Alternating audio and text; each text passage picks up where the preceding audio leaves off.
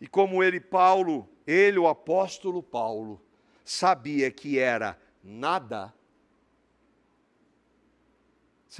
Mostra na Bíblia algum escrito de Paulo dizendo que eu sou o cara, que eu sou qualquer coisa. Não, você vai ver exatamente o contrário. O apóstolo Paulo, que do ponto de vista humano, foi o homem mais importante na história da igreja. Mas diante de Cristo, ele é nada. Bom, se Paulo é nada, o resto... Paulo foi chamado para pregar o Evangelho. Eu fui chamado para pregar o Evangelho. Daqui a pouco nós vamos ver, ele vai falar assim, nada me propus saber entre vós, senão a Cristo e esse crucificado. Eu tenho um alvo, falar do Evangelho.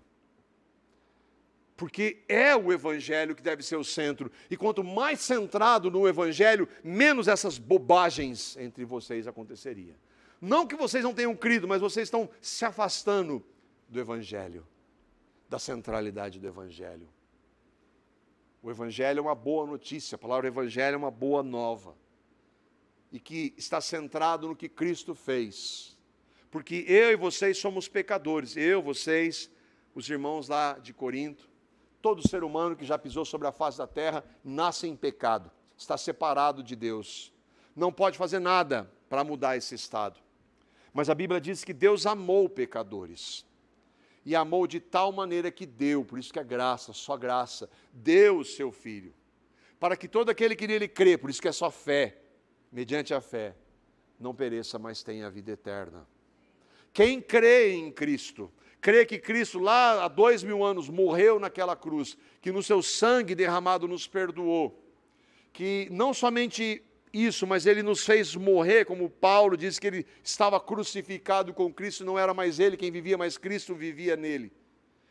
E quando ele ressuscitou, deu uma nova vida. Todo aquele que crê nisso, nesta verdade, nesse fato, crê no Evangelho. Isso que Paulo veio anunciar.